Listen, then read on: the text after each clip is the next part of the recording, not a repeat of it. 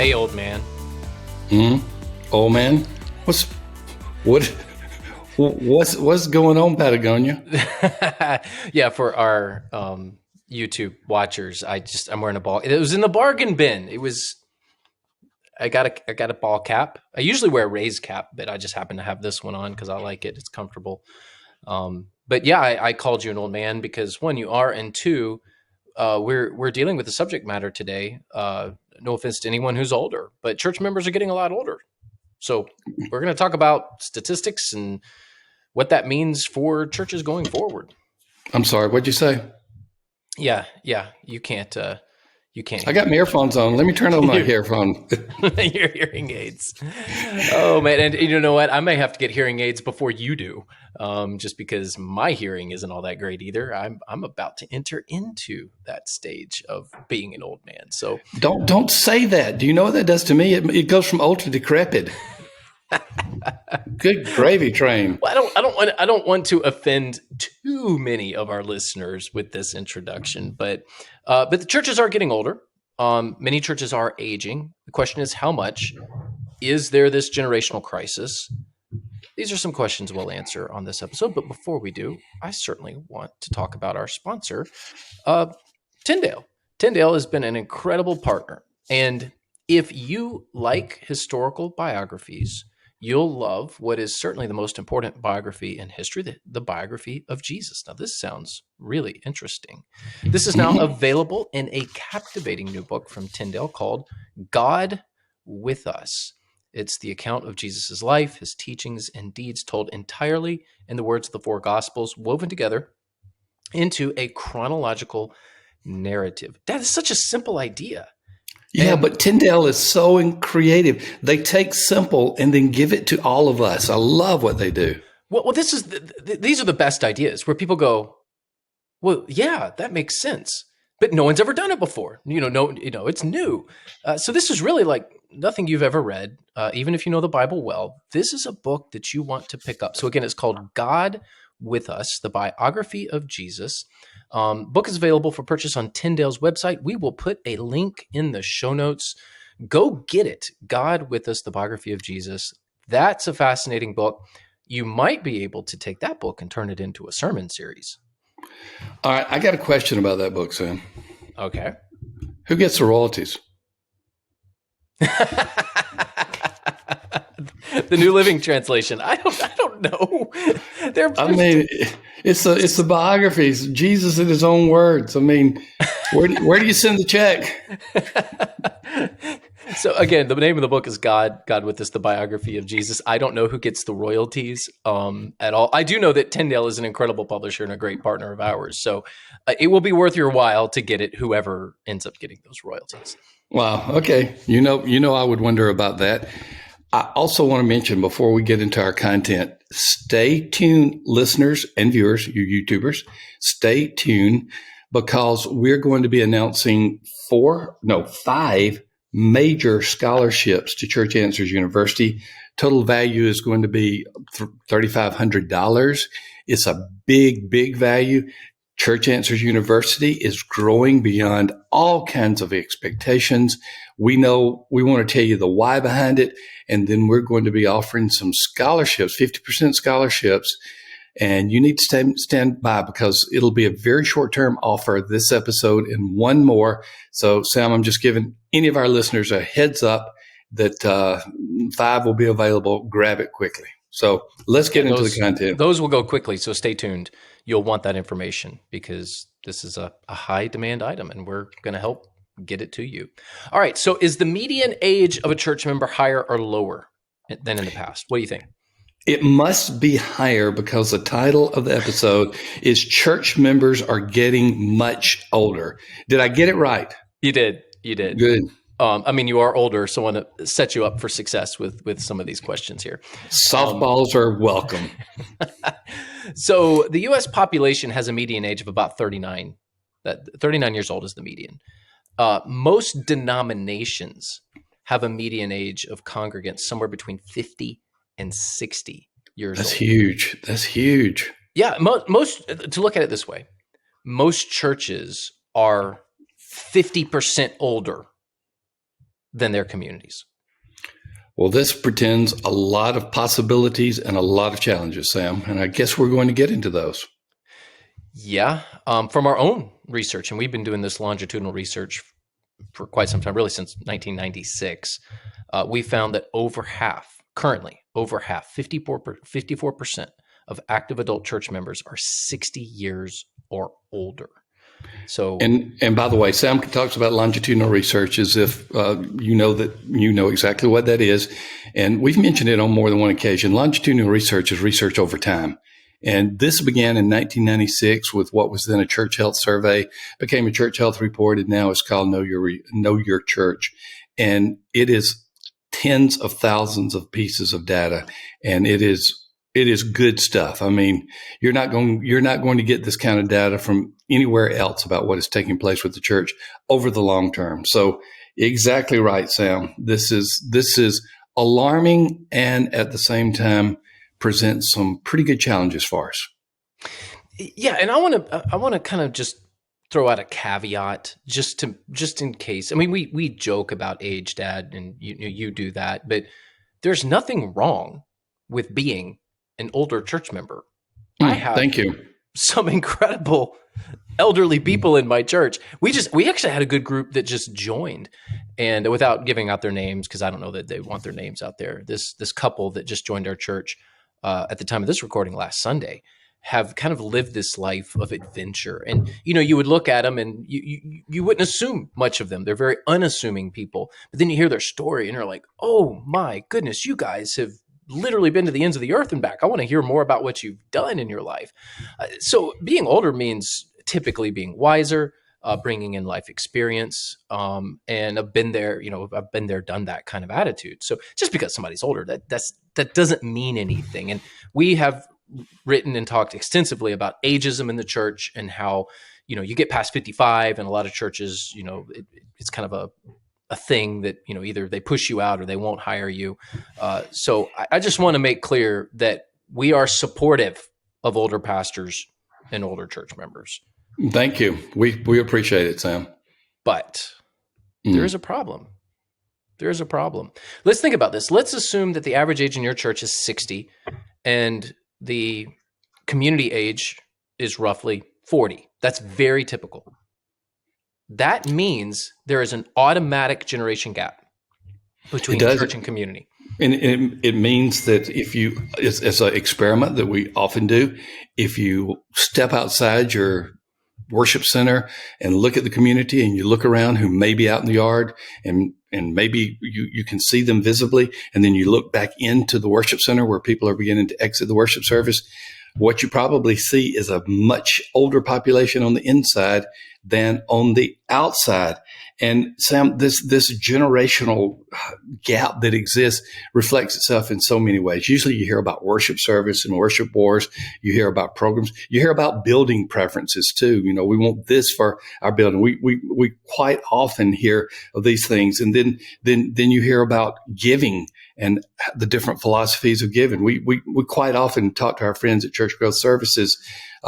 They have this incredible ministry called Grow Generosity Academy that helps you to raise funding in the church. And we're hearing from Mike Stottlemyre about, these generational challenges go in all aspects of the church. So yeah, this generation gap does exist. It certainly does. Let me just tell you a quick story of something that I experienced recently in Florida. And Florida is one of these places where people tend to think that it's older. And on average, yes, Florida is an older state, but we're often segregated by age in Florida. And county to county can be vastly different. You've got Manatee County, which has a lot of young families, just to the north of Sarasota County, which is basically a retirement haven. And, we're 11 miles apart. Bradenton to Sarasota is 11 miles. The cultures of these two communities are vastly different, and a large part of it is due to the age of the people that live there. So Erin and I, my wife, recently went to Lakewood Ranch, Florida. We lived there previously during the Great Recession. And when we lived there, there was a lot of young families there. But then because of the Great Recession, we all had to move out. It was housing got hit very hard. A lot of people went bankrupt, and the community kind of fell in hard times there for a few years. But of the last 5 years, Lakewood Ranch has been flooded with new people, but all these new people are retiring baby boomers, which is great. Ooh, Yeah, no, I'm ooh. glad. Yeah, it's awesome. I mean, I'm glad they're moving here. There's a lot of good with it. But Aaron and we went out to Lakewood Ranch the other day, and we just went, went to see a movie. That's what it was. We don't often get to do that, and we're walking around looking for a place to eat or what have you. It's very busy, lots of people out, and we were like the youngest people by 30 years. And Good. we just had this. Everyone was kind. It was fun. It wasn't bad, but we just kind of had this look and this talk. It was like, yeah, Lakewood Ranch isn't what it used to be, and this isn't for us. Now, maybe we were in the wrong. Maybe we should just get over ourselves and get past that everyone there is, 30 years older than us. But my point is, a lot of people are going to feel that if they Yes. walk in your church, and it's the average age of the church is 20, 30 years beyond the community. It's a real perception problem. It's a perception problem, and it's a reality. Secondly, Sam, churches will begin to feel behind the times because of this age gap. It can have an impact upon the morale and the culture negatively upon a church when they begin to realize that. Yeah, I mean, the larger the age gap, typically, the larger, that feel of being behind the times. And this could be something as simple as just the way the church is decorated, the kinds of things that are on the walls. And again, we're talking about perceptions, we're talking about feelings, we're talking about first impressions, which is very subjective. I realize that. There's plenty of people that join a church because there's some great grandmas and grandpas in there, and those grandmas and grandpas take very good care of their children. But if you are on average significantly older than the community, then the church will struggle and feel that gap. And you tend to be more behind the times. I mean, it's just like when I'm texting my daughter, she gets a kick. She's soon to be 13. She gets a kick out of the emojis that I use because the way millennials use emojis is very different than the way Gen Z uses emojis. And some of those emojis mean completely different things to different generations. Maggie needs to teach her father something. Well, now to her credit, she's really good about teaching me, and I'm learning. But I consider myself to be pretty tech savvy. You and I lead an organization that I believe is at the cutting edge of technology when it comes to servicing the church. My daughter would look at my text threads and say, "You're so old. You're such a millennial, Dad." My point in all of this is, you can build bridges, of course, and you don't have to be behind the times. But if you don't have any younger people in your church, it's just going to feel it. You're going to feel that age gap, and it can be hard to overcome culturally. That's the issue. It's a cultural hurdle for a lot of churches. But we do need to make this clear. And this is the old guy saying it, but I'll go in and say it. Older is not worse. Younger is not better. But most churches will grow by younger generations, not older generations, and hence the challenge. Yeah, I get a lot of pushback on this, and I understand why. I've said this before. I've done conferences where I've mentioned this, and it can ruffle feathers, step on toes, but I'll say it anyway because it's just facts. You don't often grow a church with 80-year-olds. Now, if you do, praise God, we want all people to come to know Jesus Christ, to be discipled in the church, and to be assimilated into the body, to grow the kingdom. Any age, doesn't matter to me. And if God sent us a swath, that's probably not the right word, a mass of 80-year-olds at West Bradenton, that'd be great. We'd love it. We'd find a place for them.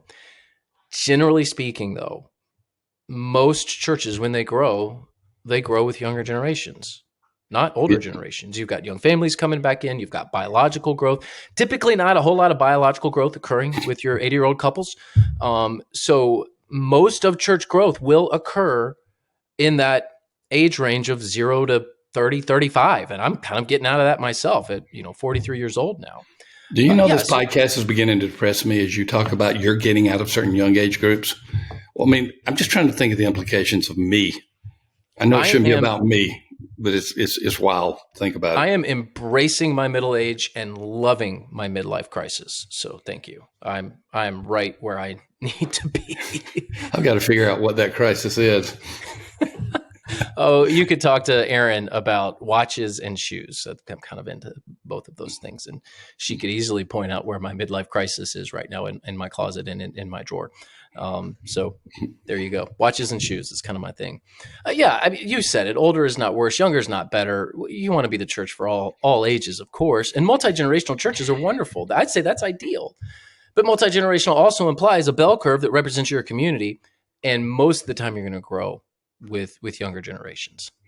Hence lies the challenge, because the older the church, the harder it is to reach the next generation.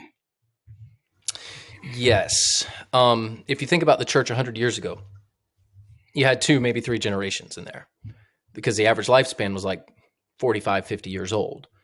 So there'd be a smattering of grandmas and grandpas in there. But for the most part, it was parents and their children, and they grew up in the church together.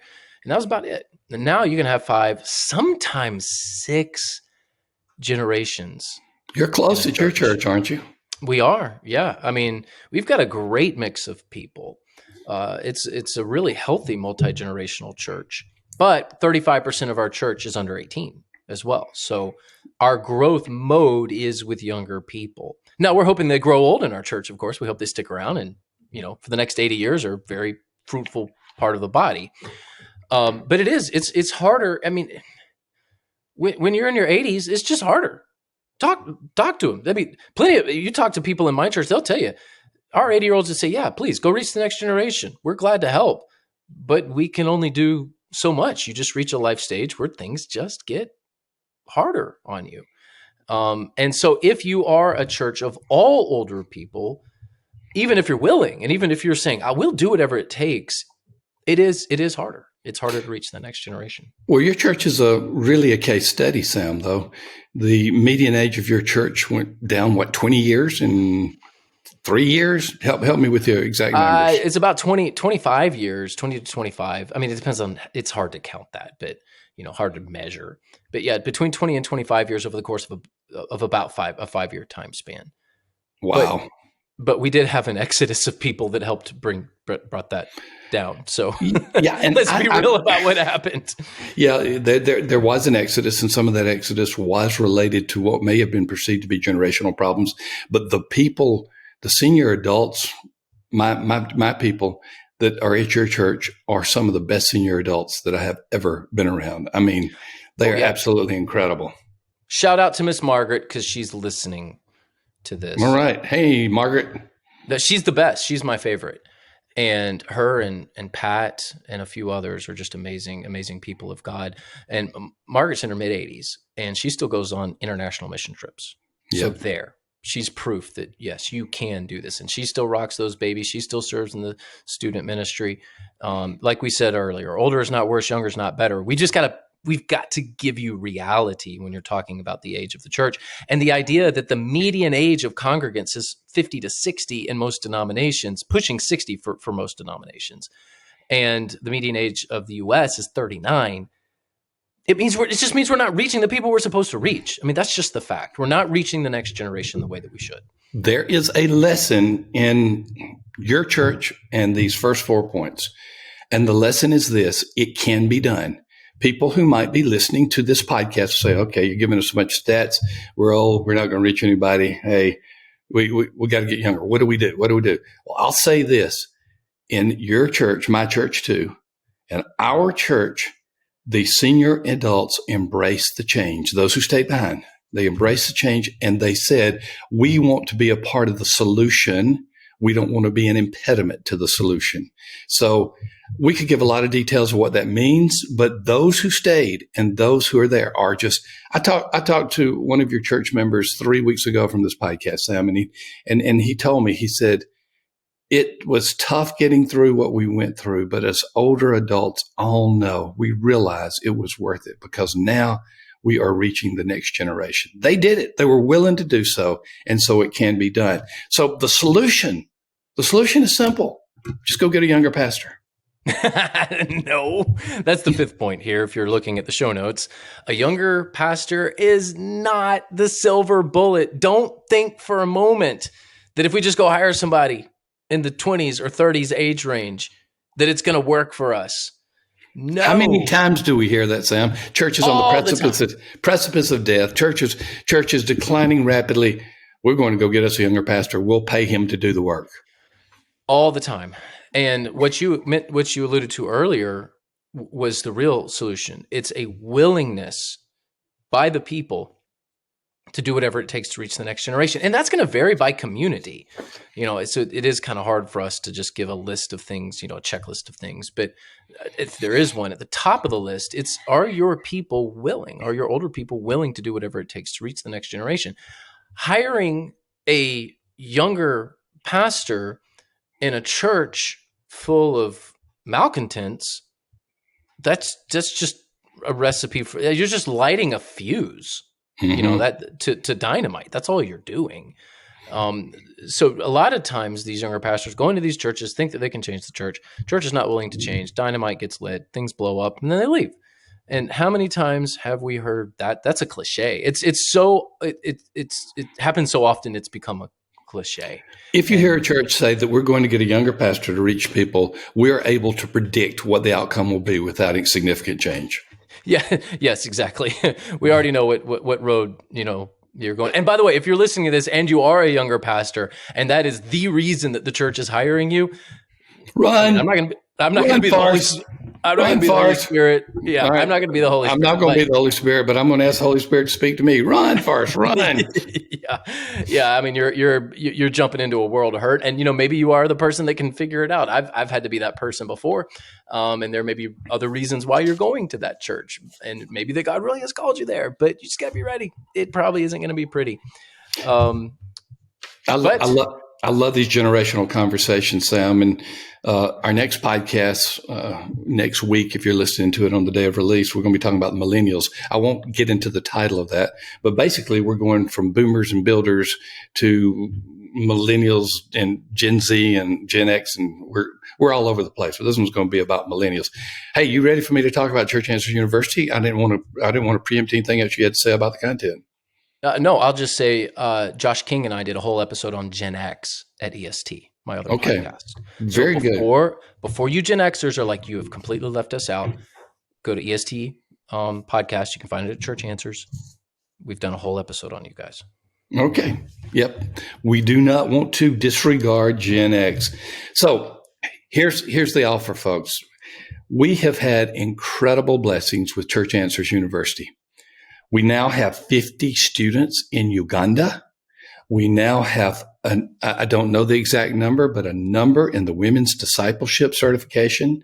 We have bivocational pastors. We have staff persons who are co-vocational, who may be a physician or maybe an entrepreneur or maybe a factory worker. And they have said, I want to do some work within the church. I feel a call to ministry, but I want to stay where I am in the marketplace. All kind of possibilities. And while seminaries and colleges will still be a prime place to train many people, many of these people just don't need to go to that extent and to that expense. And so Church Answers University came along, and it's affordable, it's attainable, it's accessible. It's something that you can complete in I'd say 9 to 12 months. I don't need to hurry you too much on that. And it is also an opportunity for you to get a certification. A certification is going to become like a degree in many churches. And this is your opportunity. The usual cost of this is $1,500. And we have been blessed. We have been blessed to be given 5 scholarships that will cover half of that cost. $750. The scholarships are designated for ROL listeners. So that's you if you're listening to this. Designated scholarship for ROL listeners. You can now get this complete certification, all 10 courses, like getting a degree, but getting it faster, quicker, and more affordable. And you get all the books as well. The books come with it, all 10 textbooks, the Bible. It's a great deal. So how are we going to do this? First come, first serve. We're going to let the Lord work this out. And we're going to give 5 $750 scholarships, which cuts half of the cost of Church Answers University.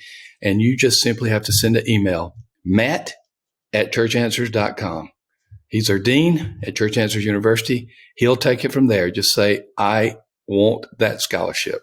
Okay, that's it, Sam. First come, first serve. We'll have a second offer next time if they're not gone by then. Of course, they could be gone by next week, but we're going to have another offer by then. So thank you, folks, for listening to Rain on Leadership. Great conversation about the older generation and older churches. Come back next week. We're going to start talking about millennials and mobility. It'll be fun. We'll see you then.